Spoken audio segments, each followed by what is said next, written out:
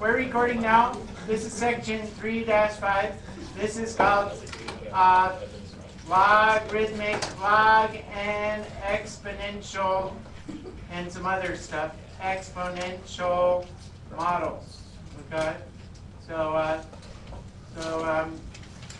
all this is applying what you kind of already know to real life situations. So we have a few types of different models that they talk about.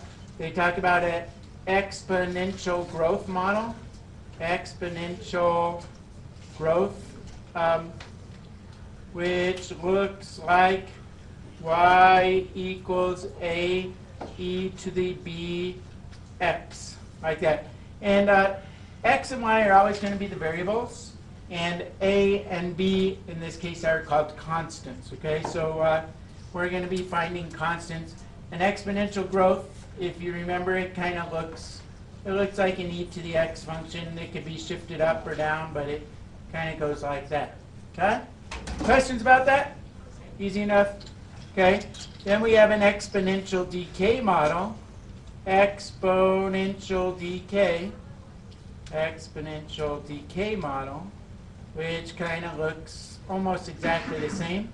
Y equals a e to the negative b x, which looks like kind of like radioactive decay or something getting smaller and smaller. But the important thing is that this has an asymptote here and gets infinitely big.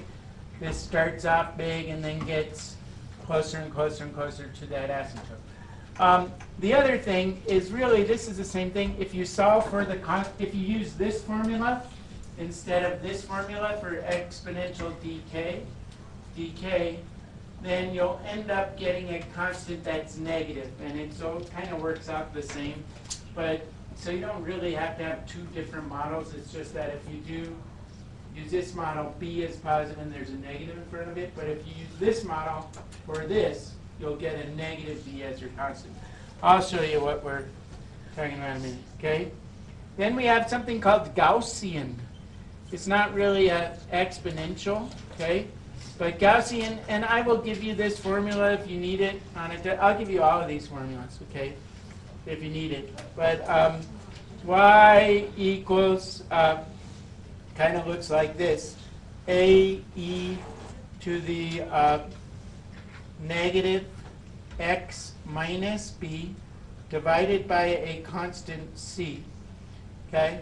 And what those look like, they look like bell-shaped curves. Okay, kind of like this, and kind of like this. Okay, and they do approach an asymptote like that. Anyone know what kind of situations you might see a bell-shaped curve like that? Yes, sir. It's just the medical stuff, like the growth. How tall people are. What? How tall people are. Stuff. How tall people are. Anything where you're doing a distribution and you're finding the mean, right? So these people, you see this a lot. This is basically what most of statistics is based on, is this bell-shaped curve. And so like if you're looking at IQs, right? The mean IQ is like 100. I think that's what it's based on, right? And then if you're like 2 standard deviations above the mean, I think you're considered like genius. Is it 2 standard deviations? Okay, I don't know. And if you're 2 standard deviations below the mean, you're considered not in the honors class, okay? And then, but so if you're way out here, like but still the important thing is it never goes to 0, right? You could be like 10 standard deviations. I don't know if anyone's that far, but if you had like a super IQ, but the percentages of being, what they do in statistics, they figure out what percent of the people are in here, and what percent of the people are in here, and what percent of the people are down here, and so on. Turns out that about, and this is just kind of for info, about 68% of the people, when you do a normal distribution like that, about 68% is found within 1 standard deviation of the mean, okay? And I think it's like 95% of all people are found within 2 standard deviations of the mean. And I think for IQs, it's like 15 points, okay? So like if you're thinking about IQ, if your IQ is between 85 and 115, that would comprise like 95% of the population. It's kind of interesting, okay? That's what you learn about in statistics. It's kind of cool, okay? Number 4 is a logistic growth curve, okay? And that's kind of a real-life exponential logistic growth. And logistic growth, the basic equation is y equals a over 1 plus b e to the negative r x. I don't know why they use r, okay? Where this is called the, this is usually the limiting size. Limiting size. So, and logistic growth curves, we kind of talked about them a little bit, but what they kind of look like, Dan, is they kind of go up. They usually have an asymptote down here, and then they go up really rapidly, and then they kind of level off and approach another asymptote over here. So they have two asymptotes, kind of like, you know, growth in a petri dish or in a city or something, like your population grows up really fast and it levels off. And this value up here is usually going to be your horizontal asymptote. Remember that rabbit problem you had on your test? Okay? That a bunch of you didn't know how to do? Okay? That was a logistic growth curve. If you graphed it, you would have got something that looked like this, and you would have hit this limit, and all you really had to do is find the ratio of the top to the ratio of the bottom, and you would have gotten something that looks like that. Okay? So we're going to talk about some examples with those. Any questions so far? Oh, I'm not done yet. 5. Then you have logarithmic. Let's change. Logarithmic. You could have things that grow logarithmically, okay, like earthquakes and things like that. And those take the form y equals a plus b ln x, or y equals a plus b base 10 log x. And those basically look like this, okay? And they have an asymptote at some point, okay? A vertical asymptote, usually at x equals 0. This one would have it at x equals 0, unless it's shifted, right? But then it goes up, but it goes up very, very slowly, okay? Your calculators will do most of these regressions for you if you plug a bunch of numbers into your calculator, okay? All right, so example problem. Can you see that? Who can't see that? Can I make it bigger? I can make it bigger. Whoa, is that good? Better? All right. So, so this is a population in million. I'm going to show you how to push some buttons on your calculator. Well, in this one you don't really have to push too many buttons, but in the next one you do. Population Y in millions of a large city can be modeled by this, where x is equal to 0 to 1990, and what year did the population reach 2.5 million? So for this one, you just put 2.5 is equal to y, right? You've done ones like this already. 2.5 equals 1.8 e to the 0.026 x. How do I solve that? How do I solve that? Come on. Yeah. Yeah, you divide both sides by 1.8, right? Divide by 1.8. Divide by 1.8. And you get, that goes away, and you get e to the 0.026x equals that, 2.5 divided by 1.8. I would not plug anything into your calculator until the very end, because you lose accuracy when you do that. Then what? How do I get rid of the e? ln both sides. So I'm going to ln, that makes this go away, right? So I get 0.02, you get log both sides, but ln is shorter, okay? So ln 2.5 over 1.8. And then I divide that answer by 0.026. 0.026. Divide that answer by 0.026. 26. Make sure that you do this when you're plugging it into your calculator. You want the log of this divided by this. And if you do that, you get x is about equal to whatever it comes out to be. In this case, it comes out to be 12.6 years. 12.6. And so what year would that be? Don't forget to answer the question. Y millions can be modeled by where x is corresponds to 1990. And what year? 2002, right? Because you add 12 to that, so it'll be 2002 is when the city reached that. Okay, sometime in the middle of the year, right? Past the middle of the year is 0.6. Wouldn't be June, would it? Be more like July or August because it's 6/10 of the way through the year, right? Questions on that? Okay. You can answer it. So if you were a civil engineer or something you might be concerned with, that's what civil engineers do, I think. I don't know. I'm not sure. My grandpa was a civil engineer. He was very nice to everybody. Because he was very civil. No. But not really. He was, whoops, what happened? What happened? Where'd it go? Let's go back. Let's go to here, okay? So this is a tricky one, this one here. Civil engineers, they deal with like city, they could like work for city governments and design cities and environments. I think that's what they do, okay? My grandpa was a civil engineer. He helped design the New York City subway system, okay? And he has all these, he's not alive anymore, but there are all these old tools and like engineering tools that he had, like, what do you call those things?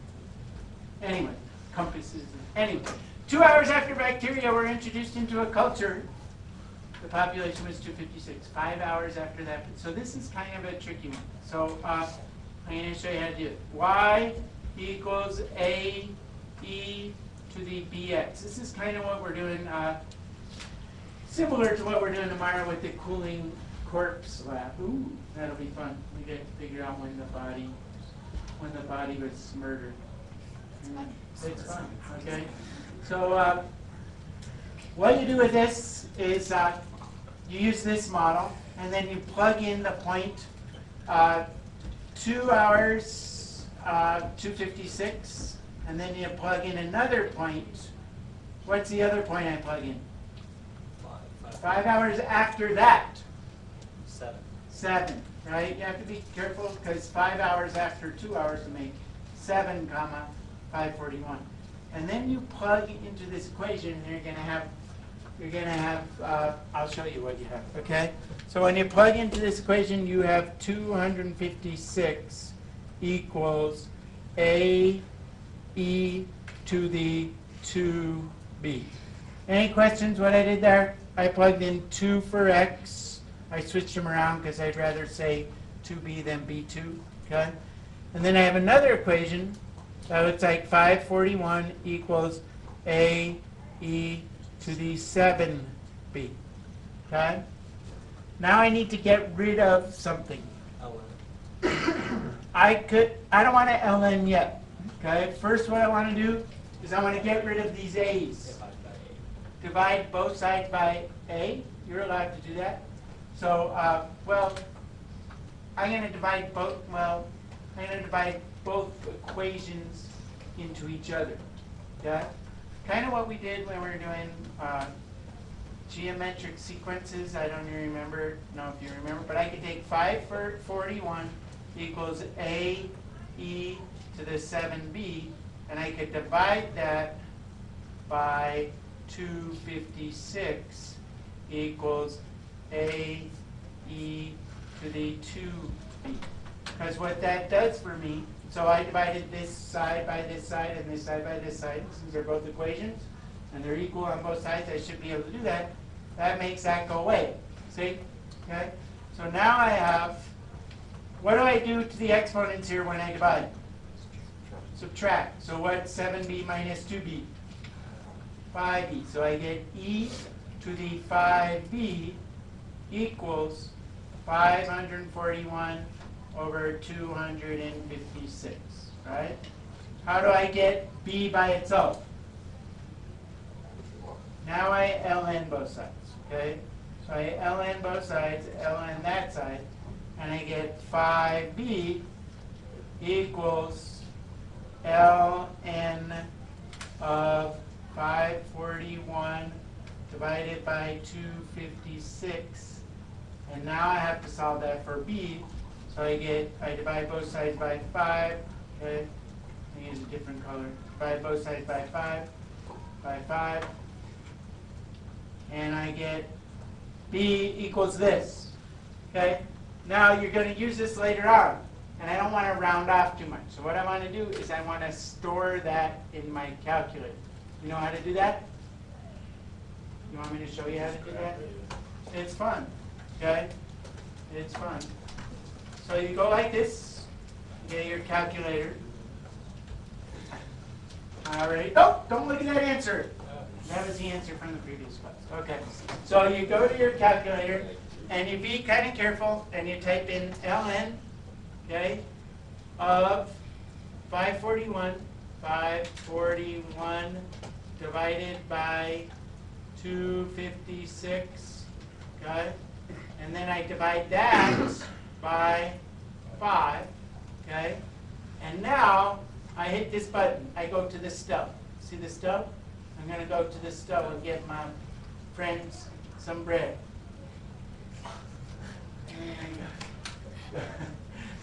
Here's the stove down here. Stove. That means store. Okay? I store that, and since this variable is b, okay, I store it. I hit the alpha key. Pay attention. Alpha. And then I go to b, which is right. See, they go in order. A, B, C, D. Right? Here's b. So I'm going to store that constant as b, because I'm going to use that later, and I hit enter. Okay? So now that constant is stored into my memory as b. See that? Okay. You got a different number? You sure you typed it in? You put parentheses around the 541, 256? You did? You might have to, depending on what calculator, how smart your calculator is, you might have to put parentheses about around this whole natural log thing. I don't know. See if that works. Okay, we'll come back to you. Okay? So now, I'm going to hide this for a minute. I still need to find A. Okay? The way I can find A is by plugging in B. So I get A into either equation. So I get A is 256 divided by E to the 2B. You understand that? I just use this equation. I could have used this equation too. Okay? So now I'm going to use my calculator again, and I'm going to go 256 divided by, I have to put this, what am I dividing by? E to the 2B. So I'm going to go, I'm going to put in parentheses. Make sure you use, I think you have to use parentheses.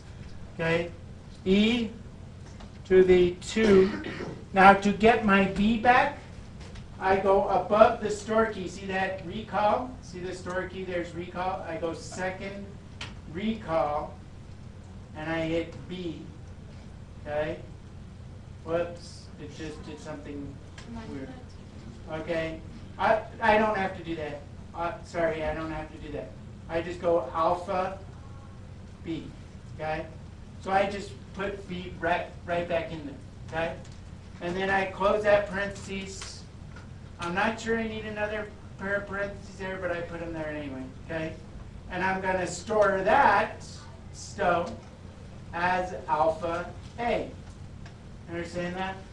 So now I have my two constants, and I never rounded off anything or anything, and they're kind of nice and clean, and I don't have to worry about. That should be your second constant. Okay?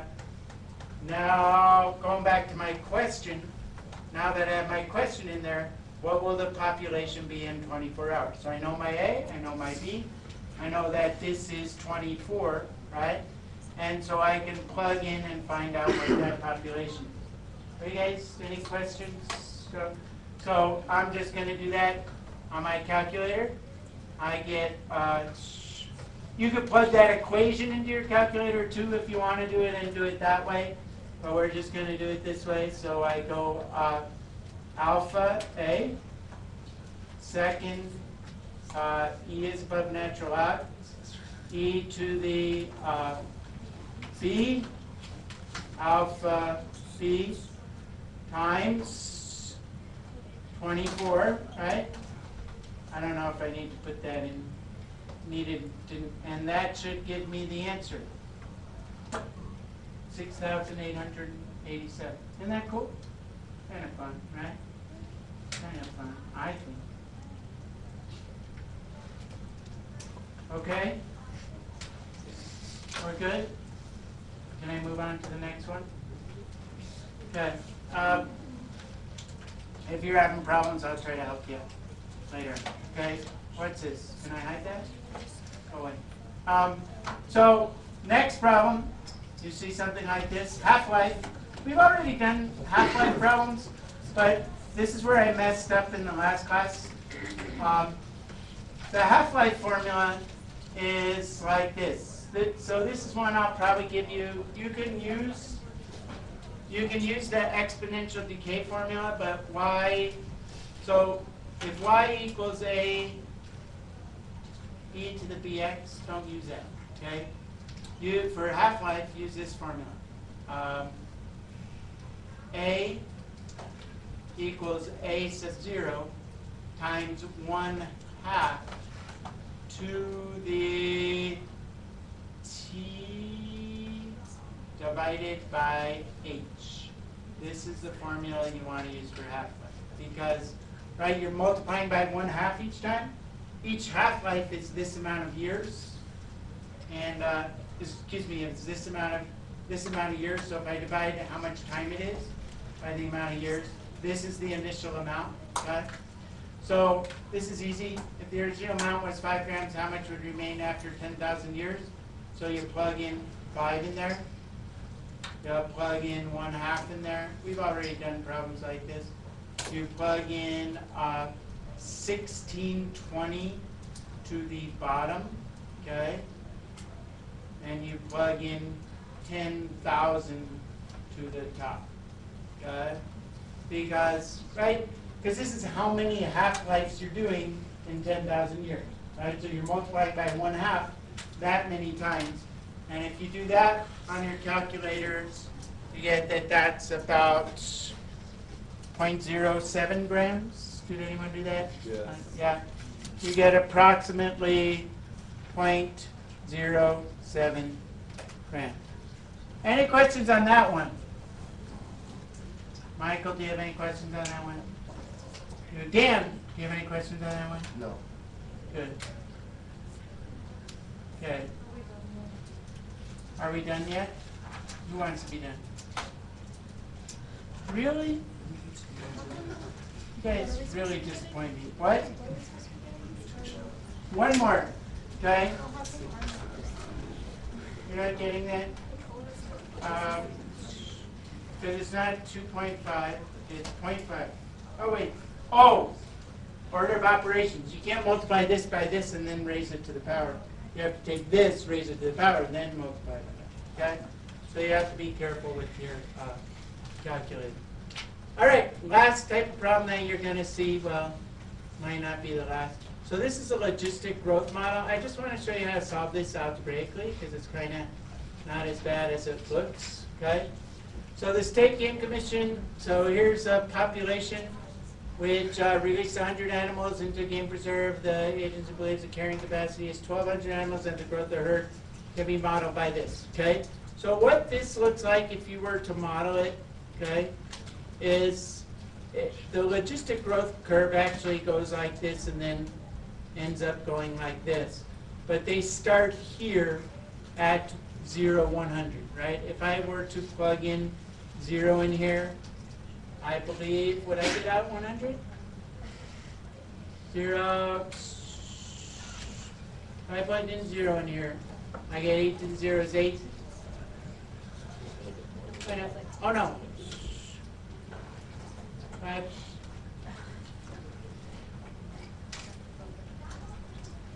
T equals 0.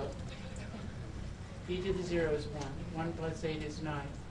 1200 divided by 9. Oh, yeah. Anyway. I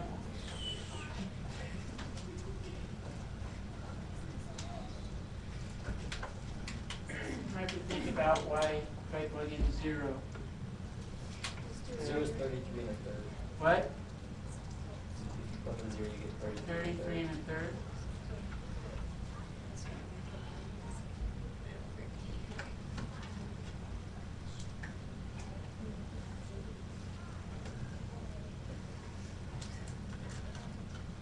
Yeah, that's weird. Okay? I think that problem must be wrong or something. It should, what? It should be preserved. So if I plug in 0, if that's true, I should get out 1200, right? Or I should get out 100, right? But I don't. I get out 33 and a third. Okay? I'm not sure what's going on here. I'll have to think about that, okay? But in any case, notice that what you should know, girls, what you should know is that this thing, eventually it's going to approach what value? If that's the carrying capacity, what's it going to? It's going to approach eventually y equals 1200, okay? Why that is not 0, 100, I'm not sure. But eventually it's going to approach 1200. And I could show that because if you raise e to a very large negative power, this term essentially becomes 0. And what's 1200 divided by 1? 1 plus 0 is 1. 1200 divided by 1 is 1200. So as this goes to infinity, as t goes to infinity, p goes to 1200. Do you understand why that's the carrying capacity? Hello? Those years ago with me here. So how long will it take the reserve to reach 1/2 of its carrying capacity? What would be 1/2 of its carrying capacity? 600. So you put 600 on this side equals 1200 over 1 plus 8e. That's a plus sign. 1 plus, not a swastika, okay? Let's see again. 1 plus 8e to the negative 0.1588t, okay? How do I get, anyone know how to solve that? It looks really tricky, but it's pretty easy. Yeah, you could cross multiply and divide. So you divide 6, you can switch places with this and this. You get 1200 divided by 600, which is a nice number. What's that? 2 equals 1 plus 8e to the negative 0.1588t. Okay? Then I subtract 1 from both sides and divide by 8. I get 1/8 equals e to the negative 0.1588t. I natural log both sides. I get natural log of 1/8 equals negative 0.1588t, and then I divide. So I get t equals natural log of 1/8 divided by negative 0.1588. And if I do that, I get approximately, how many? 13 months, okay? 13 months, okay? So that's how you do that. Questions? So it's just kind of plugging into your calculator and using these ideas to figure it out. Uh-oh, earthquake. This one's really easy, all right? Let's just look at it on the Richter scale. All you do here is you plug the intensity. You plug this number into here, and you plug 1 into here. Kind of what you were doing with that earthquake lab. And so you just take the log of the intensity to find the Richter score. That's where the Richter value comes from. Okay? And anyway, that's the end. And we're done here. Okay? Whoops. Where'd it go? There it went.